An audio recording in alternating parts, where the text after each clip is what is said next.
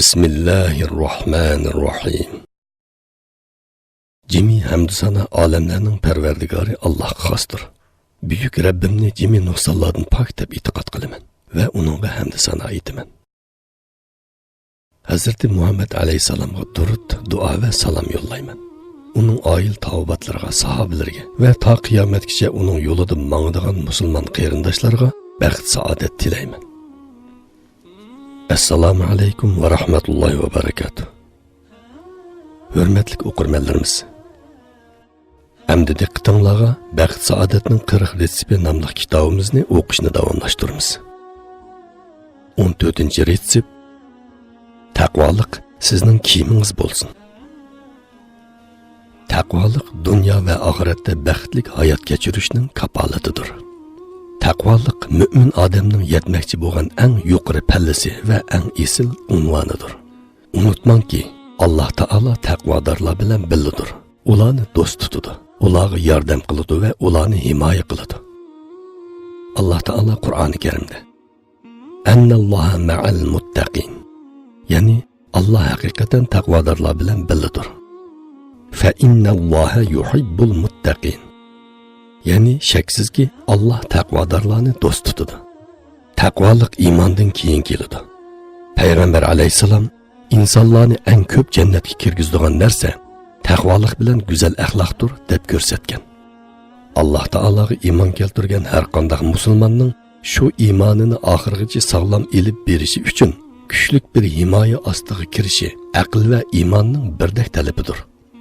Eng kuchli va eng ishonchli himoya Alloh taolaning himoyasidir. Chunki Alloh taolo hammadan kuchlidir, hammaga qodirdir. Taqvoning so'z ma'nosi saqlanish deganlikdir. Nimadan saqlanish? Tabiiyki, gunohdan saqlanish, Alloh taolaning jazosiga yo'liqib qolishdan saqlanish, do'zax o'tidan saqlanish va o'ziga dunyo va oxiratda ziyon yeb keladigan ishlardan saqlanishdir. Taqvo degan so'z yana lug'atda bir-biriga ziyon yetkazadigan ikki narsaning orasiga to'saq qo'yish orqali ziyonga uchraganni qo'g'dash degan ma'noni ifodalaydi. Arablarning ittaqo betarasihi, ya'ni qalqini bilan o'zini qo'g'didi degan so'zi sahobalarning o'z vaqtida qattiq urush asnosida o'zlarining payg'ambar alayhisalomning orqasiga kelib olib, dushmanlarning o'qiyalardan qo'g'danganligini ittaqayna bi rasulillah deb ifodalaganligi buning misoli. Taqvo so'zining diniy atalg'udagi ma'nosi haqida ulamolarning ta'riflari tuvandikicha bo'lgan. Alloh taologa itoat qilish soyasida o'zini uning himoyasi ostiga elish, haromdan qochish va halolni ilg'ashda intayin sezgur bo'lish, gunoh ma'isiyatlarga tushib qolmaslik uchun ehtiyotchan bo'lish, kuchli bir himoyaga erishish orqali o'ziga moddiy va ma'naviy jihatlardan ziyon yetkazadigan narsalardan saqlanish. Ikkinchi xalifa Umar ibn Xattob raziyallohu anhu Ubayya ibn Ka'b raziyallohu anhudan taqvolik haqida so'raganda, "Ey Umar, siz tikanlik yo'ldan mengib baqqanmi?" deb so'ragan ekan. Hazrati Umar javoban, "Ha" deganda, Hazrati Ubayya yana uningdan, "Siz qandoq mangandingiz?" deb so'ragan. Umar, "Putumga tikan kirib ketmasin deb ehtiyotchanlik bilan mangandim" deb javob bergan. Bu vaqtda Ubayya uningga, "Taqvolik degan ana shundoq bo'ladi" degan. Ya'ni tikanlik yo'ldan mangan odam putumga tikan kirib ketmasin deb ehtiyotchanlik bilan mengish orqali o'zini ziyon zahmatdan qo'g'dagandek, taqvodor odammi hayotlik musofasida gunoh ishlarni sodir qilib qo'yib, Alloh taolaning jazosiga uchrab qolmaslik uchun hamisha ehtiyotchanlik bilan harakat qiladi. Taqvolikning ma'nosi. Taqvolikning eng to'g'ri va ixcham ma'nosi mas'uliyatchanlikdir. İnsan her işte mas'uliyatchan bo'lib, mas'uliyat tuyg'usi ichida harakat qiladigan bo'lsa, u cho'qim Alloh taolaning himoyasi ostiga kiradi. Harom ishlardan o'zini saqlaydi va jazoga uchirmaydi. Chunki mas'uliyatchanlik degan zimmasiga yuklangan har qanday bir ishni o'z vaqtida to'liq va mukammal ado qilish deganlikdir. Mundaq odamning ko'ngli rohat, kelajakka kapolatlik bo'ladi. U barliq qo'rqinchlardan xotirjam bo'ladi. Xalqimizda o'zini so'ragan xonning oldiga bormabdi degan hikmat bor. Chunki o'z mas'uliyatini o'rindagan odam xalqning va Alloh taolaning oldida hech qachon ayblanmaydi. O'z mas'uliyatini ado qilgan odam taqvo odamdir. İnsanның Alloh taolaning haqlariga, insonlarning haq huquqlariga qarata mas'uliyat tuyg'usi ichida yashashi dal uning taqvoligidir. Payg'ambar alayhissalom sahobalarga nasihat qilib mundaq degan: Bir-biringlarga hasad qilishmanglar. O'zinglar olmaydigan molni boshqalarga setish uchun ularni ziyonga uchirtib, bu molni maqtab uning bahosini oshirmanglar. Bir-biringlarga adovat tutmanglar. Bir-biringlarga to'zoq qurishmanglar. Bir-biringlarning savdosi ustiga savdo qilmanglar. Ey Allohning bandalari, o'zaro qarindosh bo'linglar. Musulmon musulmonning qarindoshidir. Musulmon musulmonga ziyon qilmaydi. Musulmon musulmonga zulm qilmaydi. Yordamga muhtoj bo'lgan chig'ida uni tark etmaydi. Uni xor va peqir ko'maydi. Taqvolik bu yerdadir.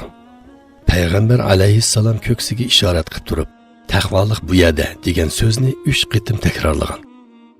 Payg'ambar alayhissalom yuqorqi ishlarning hammasini taqvolik deb sanagan. U yana insonning gunohkor bo'lishi uchun o'zining diniy qarindishini xor ko'rishi yetarlikdir. Musulmonning musulmonni bo'zaq qilishi qat'iy haromdir. Uning qiyni, mol-mulki va nomusiga tegish haromdir degan. Allohdan qo'rqish deganning ma'nosi nima?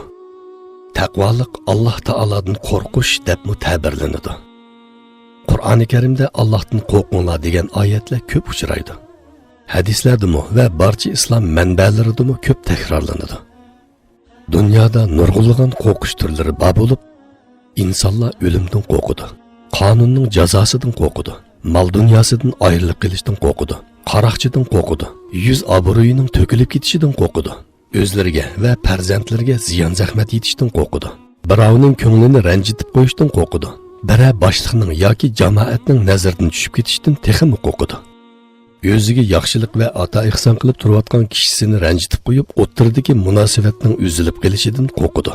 Qiz o'g'illar muhabbatidan ayrilib qolishdan qo'rqadi. Hatto balalarmi ota-onasidan tayoq yeyishdan qo'rqadi. Muallimning jazolashidan qo'rqadi. Kichik balalar bo'lsa qorong'udan qo'rqadi. Jin Allohlardan qo'rqadi. Yolg'iz qolsa texmi qo'rqadi. Andaqda Allohdan qo'rqish qaysi turdagi qo'rqishga kiradi?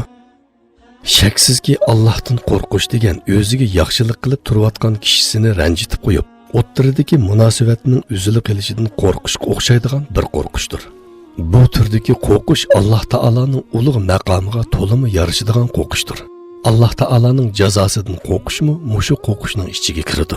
Chunki munosabat buzilgan va ato ihson uzilgandan keyin kutiladigan narsa jazodan boshqasi bo'lmaydi. Undaq bo'lganda Alloh taoladan xuddi qo'rqinchli odamdan qo'rqqandek yoki achchig'i yomon odamdan qo'rqqandek yoki zolimdan qo'rqqandek qo'rqilmaydi. Chunki Alloh taolo bu sifatlarning hammasidan albatta pokdir. Aksicha u maxluqotiga eng mehribon, eng ko'yimchan va eng shafqatli zotdir. Umar ibn Xattob radhiyallohu anhu mundaq deydi: Bir kuni payg'ambar alayhissalomning oldiga urushda asirga tushganlar keltirildi. Ularning orasida texi amchakdan ayrilmagan bolasini izlayotgan bir ayol kishimi bor edi. U ayol bolasini izlab topdi va uni bag'riga ching bosqinicha imitishga boshladi. Dal shu chaqda payg'ambar alayhissalom yenidagilarga u ayolni ko'rsatib turib ulardan: "Bu ayolni mushu bolasini o'tga tashlashga rozi bo'ladi desa ishonamsizlar?" deb so'raydi. Ular "Yo'q, hargiz chidab turolmaydi" deb javob berdi. Ondan payg'ambar alayhissalom ularga: Allah bandalarga mushu ayolning bolasiga bo'lgan shafqatidan bek shafqatlikdir deydi. Alloh taolo ana shundoq shafqatlikdir. U bandalarni azoblashni xohlamaydi.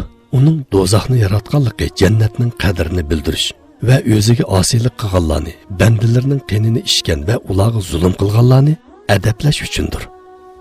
Taqvoliqi buyurgan ba'zi oyat va hadislar: Ya eyyuhellezine amenu ittaqullaha ve qulu qavlan sadida. Yani ey iman etqanlar, Allah'tan korkunglar ve doğru sözünü kılınlar.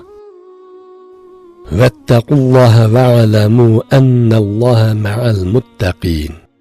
Yani Allah'tan korkunglar ve bilinler ki Allah takvadarlar bilen bilidir. İnne ekramakum indallahi etqakum. ya'ni Allohning nazarida eng hurmatli sanaladiganinglar eng taqvodor bo'lganlaringlardir. Va man yattaqilloha yaj'al lahu makhraja, ya'ni kimki Allohdan qo'rqadi ekan, Alloh uningga chiqish yo'li beradi. Payg'ambar alayhissalomdan kishilarni jannatga eng ko'p kirgizadigan narsa nima deb so'ralganda, payg'ambar alayhissalom taqvolik bilan go'zal axloqdir deb javob bergan. Payg'ambar alayhissalom yana mundaq degan: "Nada bo'lsang taqvodor bo'lgin, yomonlikni yaxshilik bilan o'chirgin, kishilarga go'zal axloq bilan muomala qilgin." Hurmatli o'qirmanlarimiz, vaqt munosabati bilan bugungi darsimiz mush yerda oxirlashdi. Kelarki qitim ko'rishguncha omon bo'laylik. Assalomu alaykum va rahmatullohi va barakatuh.